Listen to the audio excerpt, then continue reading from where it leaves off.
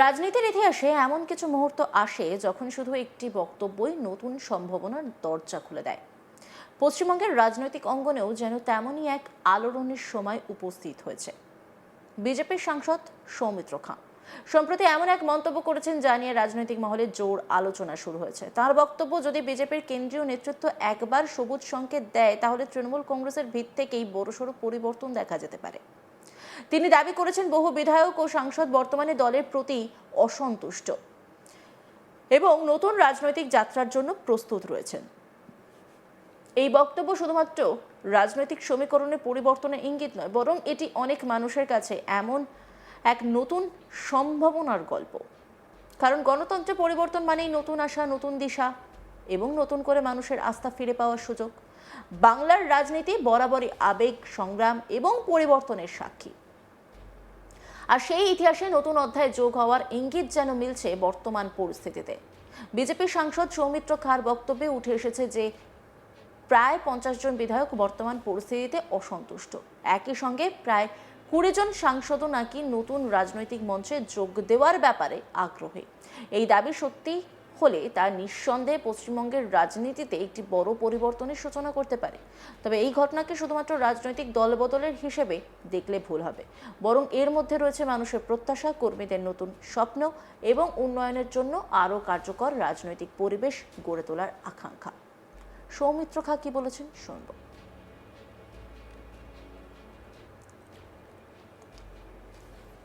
आज central committee बोलेंगे, आज केंद्रीय बीजेपी नेतृत्व एक बार बोलेंगे तो तृणमूल कांग्रेस पार्टी नहीं रहेगा, सब आने के लिए तैयार है।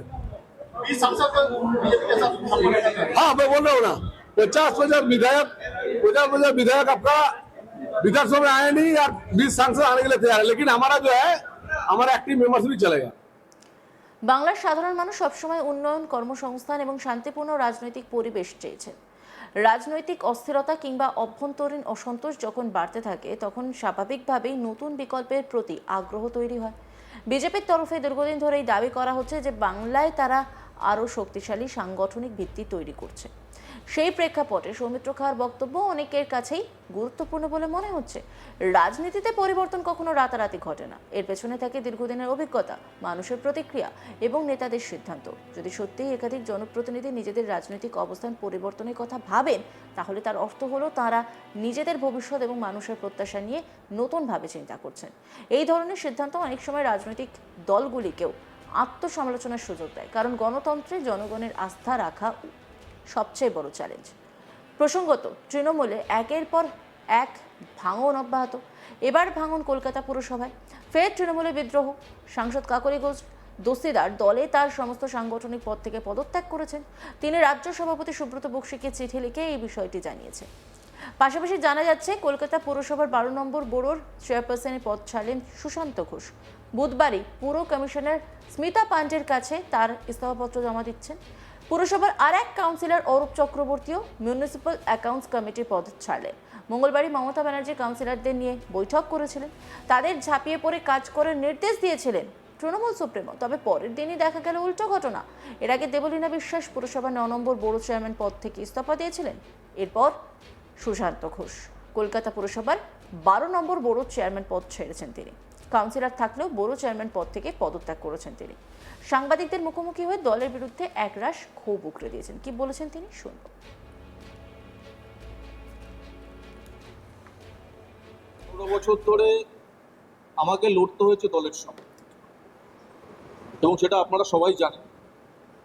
কেন, কি জন্য, সেটা বিশ্লেষণ করার, পোস্টমর্টম করার জন্য এখানে বসি। কিন্তু শুধু আমি এটা বলবো যে 20 সালে একবার আমার উপর আক্রমণ হয়েছিল, 24 সালের 15ই ডিসেম্বর, নভেম্বর আরেকবার আক্রমণ হয়েছিল। এবং এটা অবাক একটা ব্যাপার যে আমার গভর্নমেন্ট, আমি দলের একটা যাই হোক পদাধিকারী আছি, বড় চেয়ারম্যান আছি, কিন্তু কোথাও গিয়ে আমার মনে হয়েছিল যে তদন্তটা ঠিকঠাক করে হয়নি। এবং তৎকালীন পুলিশ আধিকারিকরা যে তথ্য সামনে খাড়া করেছিল যে প্রধান যে অভিযুক্ত সে দুবাইয়ে পালিয়ে গিয়েছে, তাকে ধরতে পারলেই সমস্ত ব্যাপারটা সামনে আসবে। ঘটনাচক্রে সেই দুষ্কৃতী ধরাও পড়ে কিন্তু অদ্ভুতভাবে যে 7 জন ধরা পড়েছিল, একমাত্র প্রধান অভিযুক্ত নিয়েই জামিনটা হয়ে যায়, বেল হয়ে যায়। এবং আমি এও আপনাদের জানিয়ে রাখি যে এই যে অন্য আসামিগুলো এখনো জেলে আছে, তার কারণ প্রত্যেকটা হেয়ারিংয়ে আমাকে পার্সোনাল লয়ার লাগাতে হচ্ছে। প্রত্যেকটা কেসে আমি পার্সোনাল লয়ার লাগিয়েছিলাম বলে আজকে যে কজনকে ভেতরে আটকে রাখা গেছে। আমি নতুন মুখ্যমন্ত্রীর কাছে অনুরোধ করব ঘটনার পূর্ণাঙ্গ তদন্ত করতে। এবং আরও অবাক করা ঘটনা যে এই তদন্ত কখনো বলা হয়েছিল আমার লোকরা করেছে, কখনো বলা হয়েছিল আমার কাছের লোকরা করা হয়েছে, কখনো বলা হয়েছিল জমিবাড়ি সংক্রান্ত গণ্ডগোল। বিভিন্ন সময় এই তদন্তর অভিমুখটাকে ঘুরিয়ে দেওয়ার চেষ্টা করা হয়েছে। কখনো ক্রিমিনালদের দিয়ে আমার বিরুদ্ধে বলিয়ে দেওয়া হয়েছে। যে অভিযুক্তকে আটক করা হয়েছিল তাকে 5 মিনিট ক্যামেরার সামনে বলতে দেওয়া হয়েছিল। সমস্তটাই জলের মতো পরিষ্কার, আপনারা সবাই জানেন।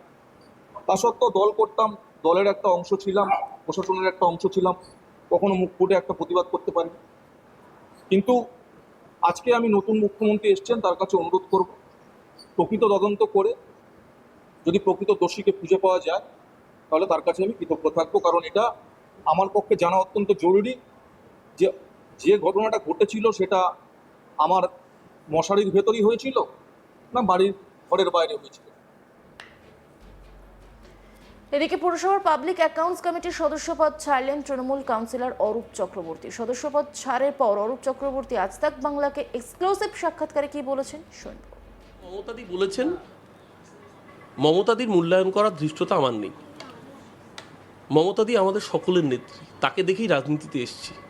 কিন্তু মমতাদি যখন এই কথা বলছেন তখন মমতাদির যারা ডান হাত বা হাত অজুহাত, যারা মমতাদির কান এবং চোখ, সেই বড় বড় হেভিওয়েট নেতা মন্ত্রীরা, তারা কোথায়? অঞ্চল ছেড়ে ভাগলবা।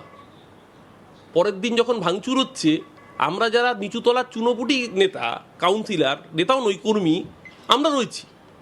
আমরা পার্টি অফিস খুলছি, ওয়ার্ড অফিসে রোজ বসেছি। বড় নেতা মন্ত্রীরা কোথায়? মমতাদির কথা মমতাদির নিজের লোকরা শুনছে না কেন? আমরা তো শুনেছি।